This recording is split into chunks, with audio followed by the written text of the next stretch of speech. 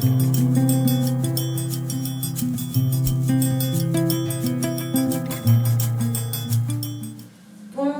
à tous et à toutes et bienvenue dans cette vidéo focus sur la lombalgie. Alors dans cette vidéo, je ne vais pas particulièrement vous faire une séance avec des postures, en tout cas je vais surtout vous donner des conseils, des indications, puisque en fait la lombalgie, elle est créée par des mauvais gestes, par un mauvais postural général. Donc ce qui va plutôt être intéressant pour vous, c'est d'adapter votre posture et d'essayer de voir là où ça coince, là où ça bloque, là où ça comprime dans votre quotidien pour essayer de modifier ça. Par ailleurs, vous avez pu voir que j'avais mis déjà par le passé dans ma chaîne YouTube une vidéo qui parle des différentes postures pour aider la lombalgie. Vous pouvez de toute façon toujours refaire cette séance-là. Ensuite, je vous rappelle que bouger, oui, non, c'est une information que vous connaissez, je sais, mais que bouger, ça veut dire marcher quotidiennement vraiment pas mal. Je ne sais plus quelles sont les recommandations exactes, mais bon, vous imaginez bien que c'est pas juste sortir de la voiture, aller chercher la baguette de pain, c'est vraiment marcher un peu plus que ça. Essayez de marcher tous les jours aussi, vous ne le pouvez pas vraiment. Essayez par exemple de mettre, je sais pas, votre musique ou quelques-unes de vos musiques préférées tous les jours et vous dansez et vous, en dansant, voilà, vous faites circuler, vous faites fluidifier dans votre corps un petit peu ces zones qui sont nouées, qui sont bloquées. Donc au niveau énergétique, ça se débloque et au niveau musculaire aussi, ça se débloque. Donc bien sûr, lombalgie, ça veut dire que la zone du bassin est bloquée. Donc tous ces mouvements-là qu'on a pu faire ensemble, vous savez, donc là, ici, et puis après aussi ces mouvements-là, et puis ce mouvement de vagues comme ça, tout ça, c'est très intéressant. Vous pouvez le faire en danse. Je ne vais pas vous montrer comment danser. Hein. Vous savez très bien le faire tout seul, j'en suis sûre. Aussi, j'ai fait une vidéo récente sur les douleurs au niveau des épaules, des trapèzes et des tensions au niveau des omoplates.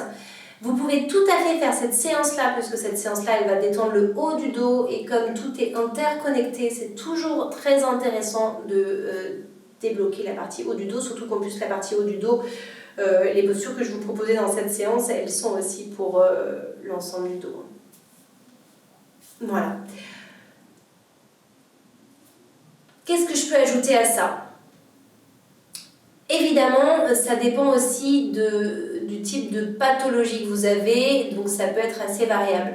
Si c'est une lombalgie qui est installée depuis longtemps, ça veut sans doute dire qu'il va falloir gainer au niveau de la ceinture abdominale. Il faut gainer les muscles antagonistes. Alors, pour gainer les muscles antagonistes, vous savez, voilà, je vous remontre juste, mais je ne vais pas le faire avec vous, de toute façon c'est dans l'autre séance, mais vous avez toutes les variations sur la posture de la sauterelle.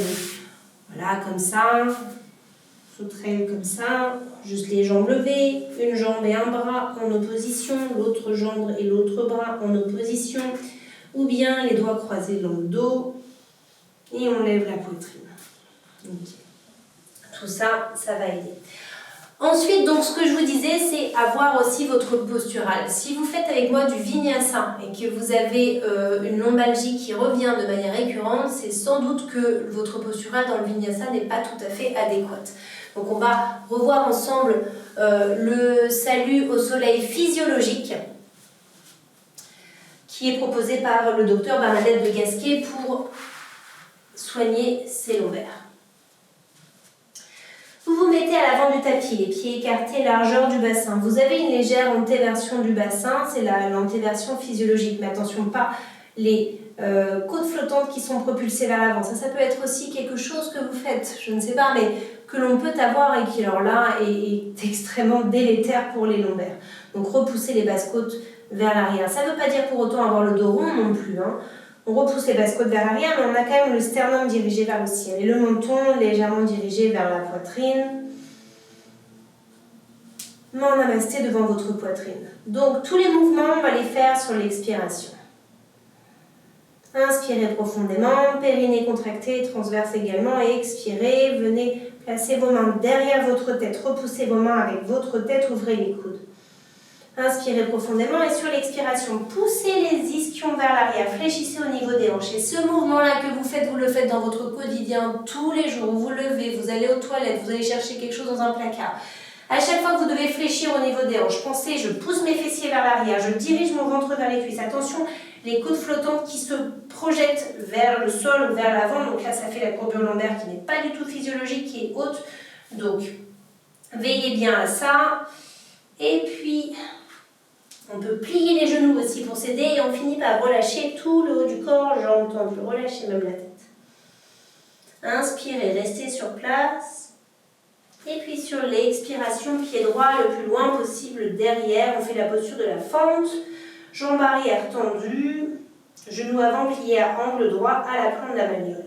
Sortez la tête des épaules, étirez-vous du talon arrière jusqu'au sommet du crâne. Et puis posez les deux mains dans le sol, largeur des épaules.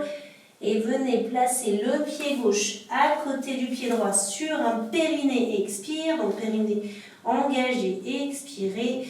Gardez les genoux fléchis, ventre vers les cuisses. Attention à ne pas projeter les basses côtes, toujours poitrine ouverte mais sans être cambrée de manière haute. Donc c'est une cambrure lombaire basse qui se situe vraiment au niveau des vertèbres lombaires les plus basses, pas celles qui sont proches de la cage thoracique.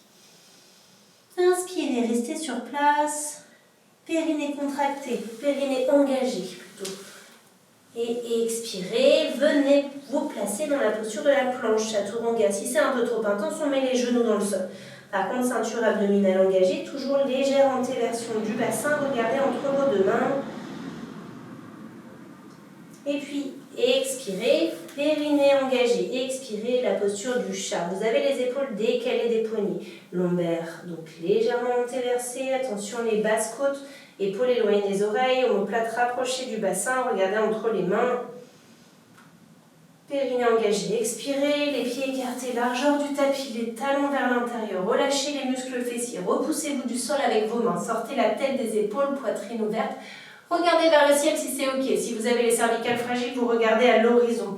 Essayez de pousser dans ce cas-là la tonsure du moine que vous n'avez pas.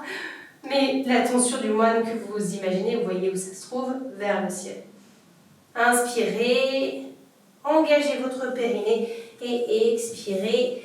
Remettez-vous dans la posture du chat. Inspirez et sur l'expiration, périnée expire, la posture de chien tête en bas. Vos pieds et vos mains vous repoussent du sol. Gardez les genoux pliés, ventre vers les cuisses, on projetez les basses côtes, étirez l'arrière des jambes, allongez la colonne vertébrale. Inspirez, périnée engagé, expirez, le pied droit entre les deux mains. Étirez-vous du talon arrière jusqu'au sommet du crâne. Regardez votre gros orteil du pied droit. Périnée, inspirez, puis périnée engagé, expirez. Pied gauche à côté du pied droit. La posture de l'enfant accroupi. Inspirez, périnée engagé, expirez. Déroulez les jambes et relâchez tout le haut du corps en relâchant la tête. Inspirez, et puis sur l'expiration, pliez les genoux, réenroulez votre colonne vertébrale, vertèbre après vertèbre. Main devant votre poitrine pour terminer. On fait côté gauche. Périnée engagé, expirez. Donc vous n'engagez pas particulièrement, ça s'engage. Vous n'avez pas grand chose à faire, c'est juste que prenez conscience du fait que votre périnée, vos transverses s'engagent. Coude ouvert, repoussez vos mains avec votre tête. Inspirez, périnée, expire. Poussez les fessiers vers l'arrière. Fléchissez au niveau des hanches, ventre vers les cuisses. Attention aux côtes flottantes qui ne se projettent pas. Et puis finissez par relâcher tout le haut du corps, jambes tendues. Relâchez même la tête. Inspirez. Et puis périnée engagé, expirez, mettez le pied gauche le plus loin possible derrière, jambe gauche tendue, genou avant à angle droit. Regardez votre gros orteil du pied droit, étirez-vous du talon arrière jusqu'au sommet du crâne. Poitrine ouverte, épaules éloignées des oreilles. Inspire. Et périnée engagé, expirez, chien tête en bas, pied droit à côté du pied gauche. Vos pieds, vos mains vous repoussent du sol. Périnée expire, la planche, chaturanga. Étirez-vous de vos talons jusqu'au sommet du crâne. Légère antéversion du bassin, mais sans pour autant être en montagne. Vous devez sentir votre ceinture abdominale qui travaille. Épaule à l'aplomb des mains. Inspire, périnée, expire, genou dans le sol, la posture du chat. Courbure lombaire physiologique basse, attention à ne pas avoir la courbure au niveau des côtes flottantes, tête sortie des épaules. Périnée, expire, les pieds écartés, largeur du tapis, talons vers l'intérieur. Repoussez-vous du sol avec vos mains, regardez vers le ciel si c'est ok pour vous.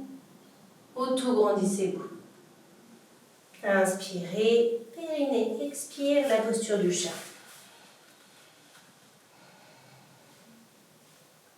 Inspire, périnée, expire, la posture du chien tête en bas. Adho Mukha Svanasana. Les pieds et les mains vous repoussent du sol. Poussez les ischions vers le ciel. Périnée, expire, pied gauche entre les deux mains. Regardez votre gros orteil du pied gauche, étirez-vous du talon arrière jusqu'au sommet du crâne. Pied droit à côté du pied gauche, la posture de l'enfant accroupi sur un périnée, expire. Relâchez la tête. Périnée, expire, déroulez les jambes en gardant le ventre collé aux cuisses. Restez éventuellement genoux pliés si besoin. Inspire et puis périnée, expire. Et enroulez votre colonne vertébrale, vertèbre après vertèbre. Et venez placer vos mains devant votre poitrine. C'est fini pour ce salut au soleil physiologique version Bernadette de Gasquet. Ce que vous pouvez sans doute remarquer dans cette variation du salut au soleil, c'est que donc il y a cette histoire de flexion des hanches. Lorsqu'on plie, on dirige le ventre vers les cuisses, on fléchit à cet endroit-là.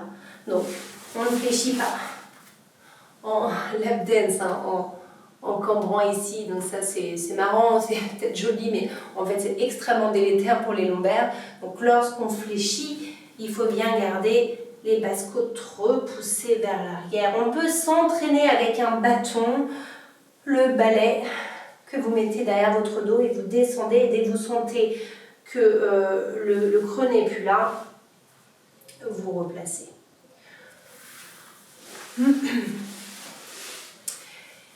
Également, donc, vous allez avoir besoin de vous détendre pour ça. Donc les pranayama, tous les exercices de respiration, de détente vont pouvoir vous y aider. Donc n'hésitez pas à faire surtout Nadi Shodhana, la respiration alternée. 5 minutes par jour, plusieurs fois par jour, c'est au top. Les mantras aussi, c'est super. Faites les chants de mantras, ça fait en fait des pranayamas, les mantras. Et ça permet aussi de détendre intensément le corps et le mental. Voilà, que vous dire de plus? Maintenant, essayez d'écouter votre corps, d'être vraiment dans une proprioception, dans une pleine conscience un peu plus intense pour essayer de voir quelles sont vos limites, ce qui aussi, comment se caractérisent vos douleurs, vos tensions, vos raideurs. Essayez d'être de plus en plus précis et précise là-dessus. Ça va vous permettre de savoir ce que vous avez réellement à faire. Est-ce qu'il faut vraiment tonifier? Est-ce qu'il faut vraiment juste détendre? Est-ce que vous pouvez y aller ou est-ce qu'en fait la douleur n'est absolument pas praticable et on ne peut pas faire grand-chose?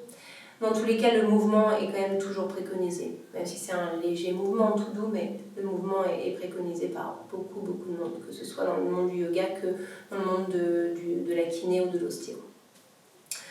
Voilà, j'espère que cette courte vidéo focus sur les lombalgies vous a bien intéressé. N'hésitez pas si vous avez encore des questions. Si vous voulez plus d'infos sur comment soigner vos lombaires, donc vous avez vu que vous avez plusieurs vidéos, notamment aussi je vous invite à aller voir la vidéo Pranayama avec les apports de André Van Lisbeth, Bernadette de Gasquet et Kat Bélière et Serge Gastineau, puisque en fait eux vont vous préciser quel est le bon postural pour faire les pranayamas, mais en fait c'est quel est le bon postural pour ne pas vous faire mal en général. Puisqu'il y a cette histoire de flexion des hanches, il y a cette histoire d'avoir les épaules éloignées de la ceinture abdominale, dans toutes les postures. Voilà, vous allez pouvoir explorer un peu plus aussi avec cette vidéo pranayama, comment faire pour moins vous faire mal. Voilà. N'hésitez pas à vous abonner à cette chaîne YouTube, vous pouvez le faire en appuyant sur la petite cloche rouge en haut à droite. Et moi je vous dis à très bientôt.